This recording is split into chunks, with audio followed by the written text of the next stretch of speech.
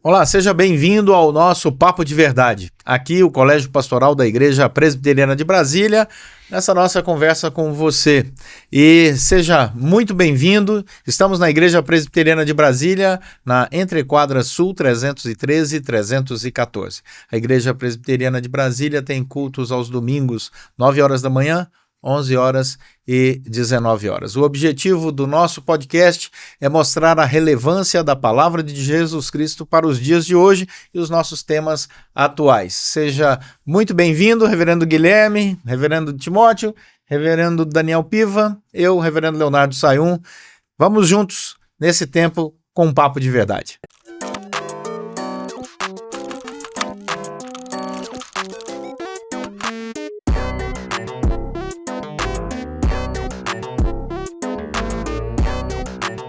Nosso tema hoje é pensar sobre as redes sociais, pensar sobre esta fábrica de vaidades ou também a ferramenta para missão. E sabemos que hoje muitas pessoas têm sido capturadas pelo vício das redes sociais, tanto é que até mesmo as empresas tratam aqueles que consomem as redes sociais como usuários. Né? Esse é o termo que eles usam. E as redes sociais, elas estão aproximando muitas pessoas de Cristo, elas estão distanciando as pessoas de Cristo. As redes sociais estão aproximando pessoas nos seus relacionamentos, tanto familiares quanto profissionais, ou estão distanciando. Elas estão fazendo bem ou mal. Como nós poderíamos identificar esses sinais negativos e positivos para pensarmos aqui no nosso podcast? Então vamos começar exatamente sobre essa fábrica de vaidades, né? Reverendo Piva, esta é uma área bastante interessante na vida pastoral, quando nós percebemos quantas pessoas têm sido atingidas, né, por essa fábrica de vaidades, e como ela tem produzido produtos diferentes, né? Você tem vaidade, né, no calçado, na camisa, no livro, na maquiagem, né?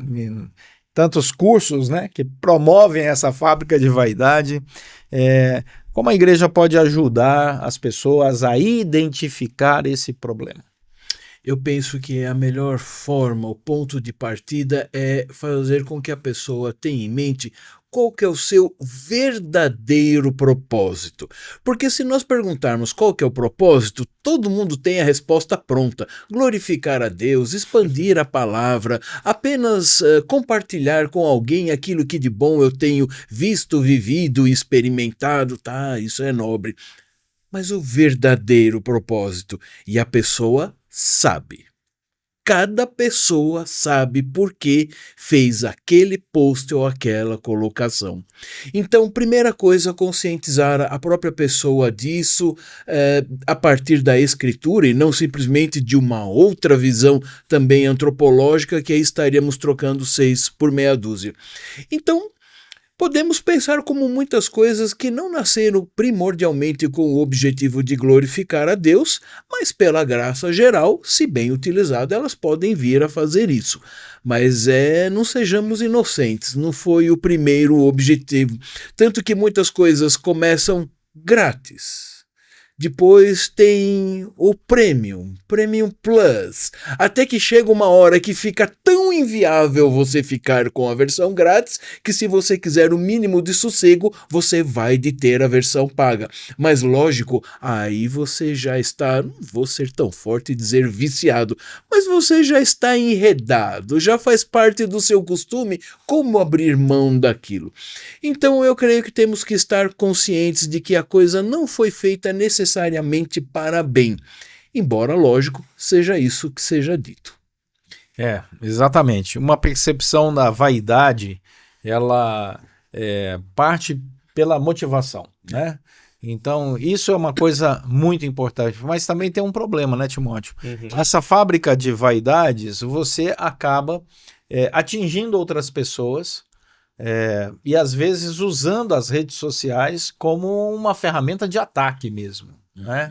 Em que você fala, vou postar isso aqui para incomodar fulano, né? Para mostrar o meu sucesso, para mostrar o quanto eu estou bem sem aquela pessoa, ou o quanto eu progredi sem aquela empresa que me demitiu, né?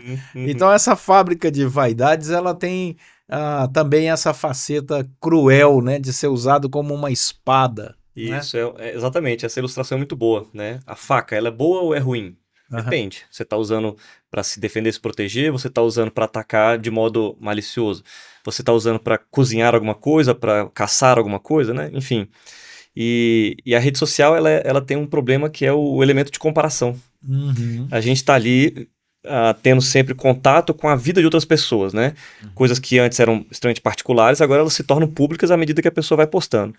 E essa comparação, né, tem até a ver com o nosso tema que a gente falou no nosso último encontro, né, da produtividade. A gente fica se comparando, poxa, essa pessoa conseguiu isso, essa pessoa conseguiu aquilo. Mas acaba que na rede social a gente está vendo apenas um pequeno recorte, né? Apenas o que a pessoa quis mostrar. Tudo aquilo que ela não mostrou não é tão bonito, né? Digno de ser postado. E às vezes o oposto também é verdadeiro, né? Como você citou, às vezes a gente quer dizer que tá bem, né? Imagina a situação, o rapaz terminou o namoro, ele tá terrível, ele tá na fossa. Mas não, ele vai lá, bota uma roupa, vai no local, tira uma foto, posta, olha como eu tô bem sem você. Olha como eu tô legal aqui. E no fundo o coração dele tá despedaçado, né? Porque a gente tá vendo ali uma aparência, um pequeno recorte, uma vitrine, e não sabemos de verdade o que tá lá dentro, o que tá no coração. E a rede social, ela gera uma armadilha. Isso pode acontecer fora da rede social também. Mas a rede social, ela facilita esse tipo de armadilha. A gente tem que ficar muito ligado para não cair. Exato, exato. E aí, Guilherme, uma coisa interessante é quando dá certo, né? O problema é quando dá certo. Esse é um problema também, né? A pessoa vai lá, até com uma boa intenção a priori, né? Claro. Posta coisas boas na sua vida profissional, sua vida familiar. E aí, de repente, ele se torna um influencer, né? As pessoas estão agora seguindo, achando bom, e ele começa a se achar, né? Eu já estive em uma discussão bastante interessante num aeroporto, há um tempo atrás, em que aquelas coisas de voo que atrasa, né, e não sei o que e tal, e eu estava lá observando a reação de algumas pessoas e vi uma pessoa chegando no balcão da empresa dizendo assim, eu sou um influencer, né? Você sabe o peso da minha postagem contra essa empresa, né? Então existe também esse perigo, né, Guilherme? O perigo de dar certo. Tá certo, é isso aí.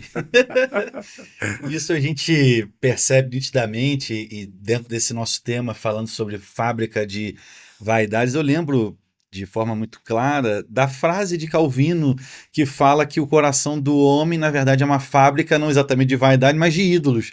Como se a gente estivesse ali diariamente fabricando novos ídolos do meu coração, e a rede social pode se tornar um campo, um lugar, uma ferramenta, infelizmente, para esse fim. Um ídolo do eu quero ser de fato glorificado, quero ser de alguma maneira notado, percebido, e não só isso, mas de alguma forma também premiado, e as pessoas terem ali por mim algum tipo, né, não só de estima, mas principalmente me vendo como alguém destacado dos demais. Isso é um perigo e é uma idolatria do coração. E a outra, naturalmente, é eu agora também começar a idolatrar terceiros, é olhar agora uma determinada personalidade, uma determinada influência e achar que eu preciso ser como essa pessoa.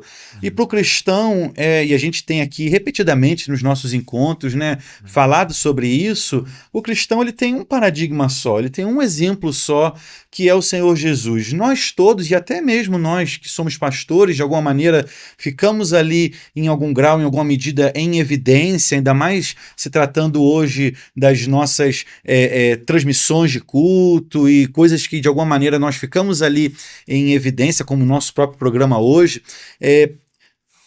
Claro que a gente precisa se policiar, a gente tem buscado, sem dúvida nenhuma, glorificar o Senhor, buscado viver uma vida em santidade, mas nós somos falhos, nós pecamos, nós erramos, nós buscamos viver a nossa vida também à luz daquilo que Cristo nos fez. Então, o nosso coração ele precisa ser um lugar onde a gente analise, perceba, como o reverendo Piva falou, como eu tenho agora me portado, o que eu tenho visto e efetivamente aquilo que tem me agradado, que tem me gerado alegria ao estabelecer ali algum contato com uma rede social que seja.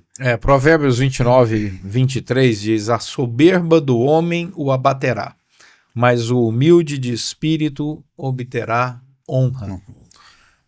Uma das armadilhas da vaidade é exatamente o caminho da espiritualidade equivocada no uso das redes sociais, né?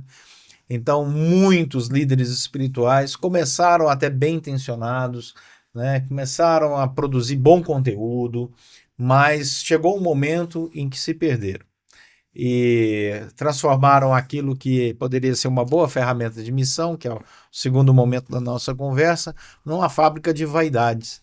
E a partir desse movimento na história das suas vidas, se distanciaram do projeto primeiro de Deus para eles, que é exaltar ao Senhor.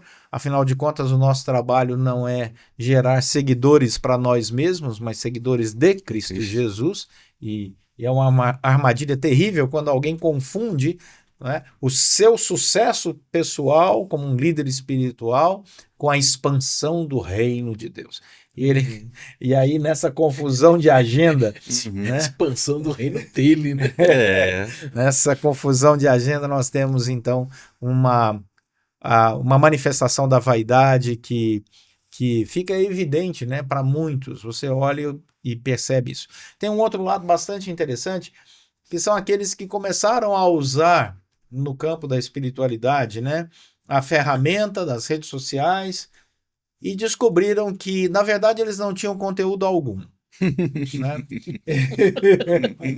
Mas que poderiam fazer sucesso criticando o conteúdo de outros. Isso aí. E aí, meu amigo, começa a crescer uma Gosta outra... de uma briga e distensão. Exatamente, né? Uma outra área de missão, né? Que é destruir o próximo. Né? Ao invés de amar o próximo, é destruir o próximo.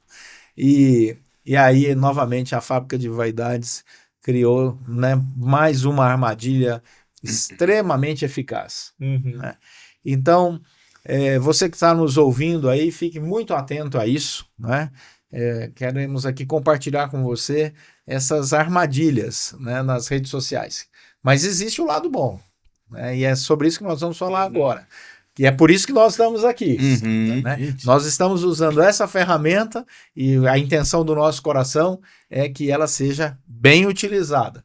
Porque hoje é impossível, né, você não utilizar essas ferramentas se você deseja se conectar, falar, avançar no raciocínio, aprender. Tem tanta coisa boa nas redes sociais também. Né? Hoje nós temos vários cursos interessantes, né? Você tem uma infinidade de informação relevante para a sua vida. E aí, pensando então sobre a ferramenta para missão. Timóteo, você que gosta muito, né, de vídeo, né, formado na área, aqui entre nós quem mais navega nesse universo, né, midiático. Quais seriam os elementos que você identificaria como positivos, né, como ferramenta de missão, pensando rede social como uma ferramenta de missão? Beleza. Eu gosto de pensar a rede social como uma ferramenta como, por exemplo, um megafone. Né? Eu tenho a minha voz, eu tenho a minha mensagem, e se eu tiver numa praça, às vezes a praça até barulhenta, e eu vou falar com alguém, uns 3 ou 4 ali na minha frente eu vou conseguir escutar e entender. Se eu tenho um megafone, uma caixa de som, um microfone, alguma coisa que amplifica a minha voz, eu levo esse alcance para mais pessoas. Essa mensagem ela deixa de ter uma limitação físico-espacial e eu tenho, então, um aumento desse alcance da mensagem. Acho que essa é a palavra, alcance.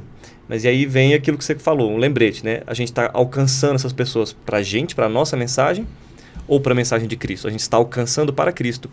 E esse é o fator motivador que a gente tem que fazer as coisas.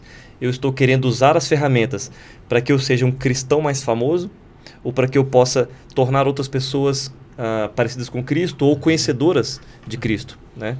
Então, alcançar para Cristo, aumentar o seu alcance, a sua mensagem, porque é fato, todos nós temos que comunicar, todos nós temos que falar, pregar, evangelizar, testemunhar. E a gente, na internet, a gente pode testemunhar com alcance maior. Então, às vezes, eu posso contar meu testemunho aqui numa roda de amigos para 4, 5 pessoas. Ou eu posso contar na internet e pelo menos umas 200 pessoas. Minha rede social não é grandes coisas, mas umas 200, 300 pessoas vão visualizar ali. Eu costumo dizer que eu tenho 2 seguidores, né? A minha mulher e minha mãe, né? Então, tá tudo certo. Pronto. Sim. E se essa pessoa ela tem um perfil grande, às vezes ela vai ter um alcance assim absurdo. E aquela mensagem ela vai ser ouvida por gente que jamais ouviria isso numa igreja. Isso que é legal. Né? O algoritmo ali, ele tem ali umas indicações e às vezes a sua mensagem cristã ela pode cair para gente que jamais entraria numa igreja porque tem preconceito, porque teve algum trauma do passado, porque tem uma visão muito equivocada do que é a igreja. Então a gente tem a possibilidade de testemunhar, de pregar, de falar, de demonstrar o que é um cristão de verdade pela internet de um modo mais público, digamos assim. Isso, é uma ferramenta importante, né, em termos de alcance, né? Sim. E aí, Piva, quando nós pensamos nessa ferramenta para missão, ela tem alguns elementos que são importantes, como, por exemplo, a definição do conteúdo da nossa mensagem missionária, não é? Que Timóteo acabou de falar sobre essa prioridade, né, do Evangelho de Cristo Jesus, mas como nós podemos desenvolver isso, essa entrega da mensagem de Jesus com essa possibilidade de alcance, né, nessa ferramenta de missão chamada rede social? Como é que nós poderíamos pensar isso? Qual seria uma dica, né, para pessoas que estão nos ouvindo aqui? Porque a partir do momento importante da história, todos nós agora produzimos conteúdo, né? Todo mundo agora tem seu canal de TV. A rede social fez isso, né? Então, agora nós não estamos mais presos a 4 canais de televisão, né? Agora todo mundo pode sentar e produzir o seu conteúdo. Isso, obviamente, tem 2 lados, mas vamos pensar na ferramenta de missão. Como é que você vê isso, Pio? Eu começaria do básico, com conteúdo e forma, e começando pelo conteúdo mesmo. Quando você tem um conteúdo bom, naturalmente ele será relevante. Você não precisa criar relevância. Ele já é por ser bom. Isto é, a palavra de Deus. O que nós fazemos é mostrar essa relevância para as pessoas e entender como é que aquela mídia que você está utilizando funciona. Por exemplo, se você vai escrever um livro, então que seja o livro. Se você vai fazer um filme, que seja o filme. Como aquelas pessoas que dizem, eu prefiro o filme, eu prefiro o livro. Depende. Se você foi para o filme esperando o livro, vai se frustrar. Se foi ao livro esperando o cinema, vai se frustrar. Se eu vou fazer uma pregação, se é uma devocional, se é no YouTube, se é no Instagram, se é em outro lugar, cada um tem a sua linguagem. Então aí eu entendo que entra a forma. Então, desde que não sejam comprometidos os valores da Escritura, valores éticos, sim, você pode e deve usar a linguagem daquela rede social que você está utilizando. Então, as duas coisas se complementam, tendo um bom conteúdo, isto é, a Escritura, Cristo como centro, que é o centro da própria Escritura, e conhecendo a mídia que você quer. Eu entendo que quem se dá a esse trabalho de conhecer a particularidade da rede social e da mídia para comunicar o evangelho, já está com o objetivo correto e tende a acertar. Aquele que simplesmente posta um conteúdo deliberadamente, sem sequer nenhum esforço de preparação, eu quero crer que é muito mais satisfação pessoal do que realmente cumprir alguma missão. Aí, Guilherme, quando nós pensamos nessa ferramenta poderosa de missão, né, algumas aplicações são muito práticas. Por exemplo, definir o propósito, né, que você deseja, servir, estabelecer uma medida, né, e linguagem para você alcançar aquela pessoa que você tem interesse, e não confundir, né, visibilidade com fidelidade, né? Porque isso também pode desmotivar no caminho da missão, não é? Como é que nós poderíamos construir um projeto, não como igreja, não como uma agência missionária, mas Como indivíduo, pensando o indivíduo. A pessoa que está nos ouvindo aqui fala assim, olha, eu estou aposentado, ou eu tenho 1 hora livre, eu trabalho e estudo, mas eu tenho 1 hora livre e eu queria usar essa ferramenta como uma ferramenta de missão para levar a palavra de Deus. Como é que nós poderíamos ajudar essa pessoa nessa direção aí? É uma palavra também que me vem muito à mente, é a intencionalidade. Então, como você tem, de fato, trabalhado as suas redes sociais? Qual é a sua, como o pastor Piva também abriu, né, falando, a sua intenção, o seu objetivo com isso? E me lembrei, né, na época da pandemia, que nós recebemos em nossas igrejas, depois que reabriu, pessoas que nos encontraram, que de alguma maneira foram, entre aspas, impactadas pelos nossos sermões, pelos nossos programas à época, porque as redes sociais de alguma maneira começaram a sugerir também. Então a gente começa a perceber que existe uma espécie de um algoritmo, alguma coisa ali na rede social em si, que ela vai te sugerindo conforme você vai desejando aquele tipo de conteúdo. Então, por exemplo, esse nosso vídeo agora, se qualquer irmão, qualquer pessoa que nos acompanhe, pode curtir, já pode pegar, por exemplo, o link, compartilhar num WhatsApp, mandar para alguém. Isso tudo já ajuda o próprio vídeo a ser divulgado e até sugerido por pessoas que muitas vezes não seguem ainda o nosso canal da igreja, que não, vamos dizer assim, não nos conhece diretamente, mas por vezes estão ali consumindo já conteúdo de teologia reformada, de alguma maneira, alguma coisa cristã. E a gente sabe como a capilaridade, né, como o evangelho, ele chega e o Espírito Santo usa essas questões para realmente tratar corações, vidas. A gente não está aqui restringindo, por exemplo, o nosso acesso à cidade de Brasília ou o nosso bairro ali da Asa Sul, onde fica a nossa igreja, mas é o mundo todo. E essa é a beleza também de você pregar o evangelho como ele é, né? Ele convence, ele trata a pessoa e o indivíduo, e o nosso desejo, claro, é que pessoas aqui impactadas possam naturalmente buscar uma igreja bíblica cristocêntrica, né? Uma coisa muito interessante é observar que, ao longo da Escritura Sagrada, sempre houve uma atenção pela expansão do Evangelho, usando ferramentas de comunicação que até hoje são ferramentas importantes, né? Por exemplo, lá em Abacuque, né? Quando há o primeiro outdoor, né? Escreve, né? De maneira visível, em tábua, letras grandes, de maneira que até quem passe correndo possa ler. Exatamente. Né? E aquilo foi o primeiro outdoor da história. Não é? O apóstolo Paulo, com o ensino à distância, as cartas, né? Formando seus pastores e líderes a partir de cartas. Isso é ensino à distância.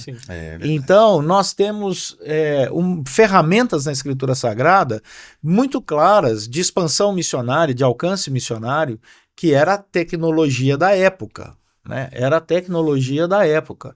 E hoje nós estamos aqui com uma tecnologia muito mais avançada e que cresce cada vez mais, né? E essa ferramenta ela se multiplica e a igreja não pode fechar os olhos para isso. Por causa da fábrica de vaidade, né, e tantos outros problemas advindos disso, nós não devemos, como igreja, fechar os nossos olhos para essa ferramenta poderosíssima. Tanto é que estamos aqui, e como o Guilherme falou, nós temos o nosso culto transmitido, pessoas que estão em outros países, brasileiros que estão em outros países, né, e sentem, né, saudade, né, da sua igreja, do seu idioma, podem acessar o culto, podem ouvir uma boa palavra, interagem conosco. Né? Estudantes de português. Recentemente, eu atendi gente por reuniões através do Zoom, aconselhamentos mesmo, na Europa, nos Estados Unidos, pessoas que marcam, agendam. Isso é fantástico. Isso é uma ferramenta maravilhosa. E você consegue, muito interessante, né? Você fala boa tarde para a pessoa, ela fala boa noite. Boa noite. Estamos em fusos horários completamente diferentes. Então essa ferramenta de missão, ela não pode ser desprezada, ela tem que ser incentivada, mas ela tem que ter a centralidade do evangelho, senão nós nos perdemos diante de tantos assuntos e de tantas polêmicas.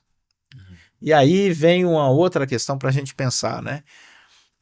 Até onde a apologética nas redes sociais é produtivo. Uhum.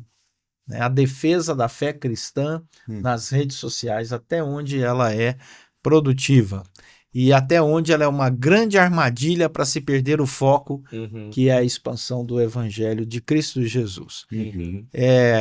Recentemente eu ouvi um teólogo dizendo uma coisa muito interessante. Ele disse: o evangelho que Jesus proclamava, ele não era tão apologético quanto a ênfase que se dá hoje.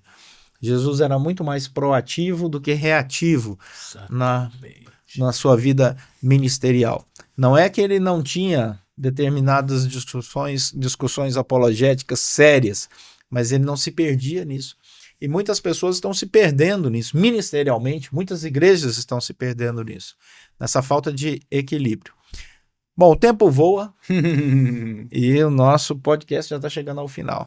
Então, algumas observações finais de vocês sobre essa balança, né, dessa fábrica de vaidades e essa ferramenta de missão. Vamos começar aqui com o Piva. Eu creio que temos que usar as redes sociais para a glória de Deus. Esse é o nosso termômetro, ainda na linha de Paulo. Se alguma coisa é boa, se algum louvor há, então isso você faz, isso você pensa, nisso você se detém.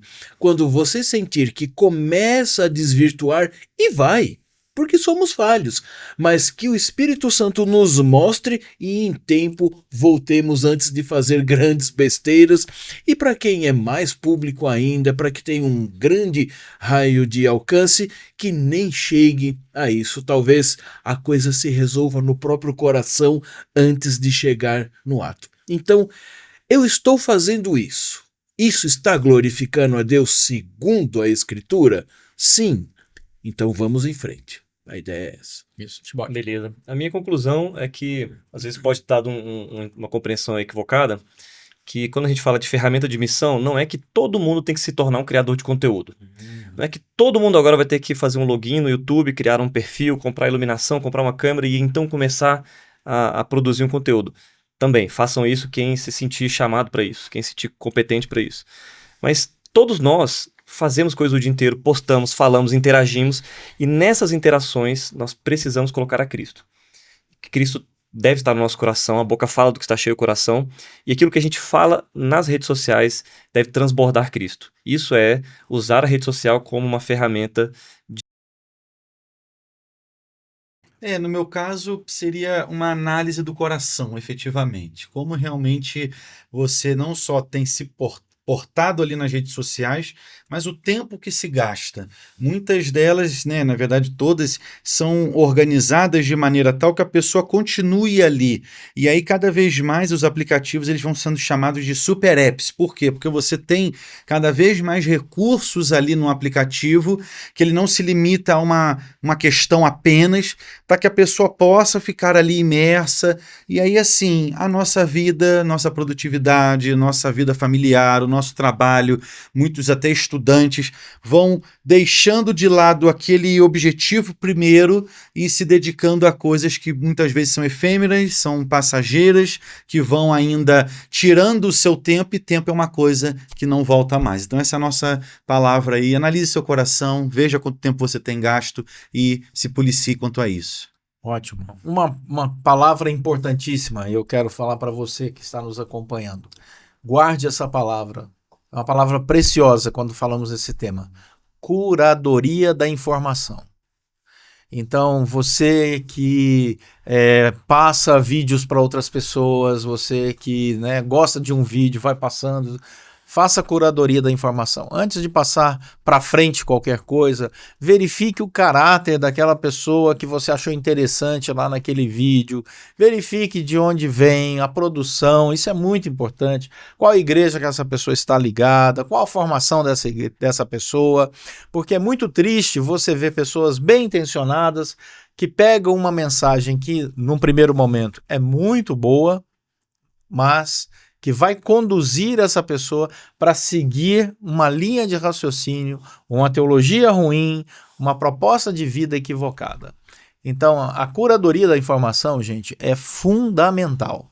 Você precisa fazer uma análise se de fato aquela pessoa tem uma história positiva, ela tem uma caminhada com Deus, tem um caráter cristão comprovado, tem uma doutrina sadia, uma doutrina saudável, porque assim como tem sido muito bom receber em nossas igrejas pessoas que ouviram, né, através das redes sociais a nossa mensagem ou a mensagem de tantos outros bons pastores que nós temos por aí e que falam, eu procurei essa igreja, né, porque é uma igreja boa. Assim também é muito ruim quando nós vemos através das redes pessoas que nós sabemos que são pessoas boas, mas que caem na armadilha de passar conteúdo que não é saudável. Então fica aí a dica para você e continue conosco, nos acompanhe aqui nessa nossa ferramenta de missão, né? Um papo de verdade. Esperamos você na Igreja Presbiteriana de Brasília. Que Deus te abençoe e até a próxima.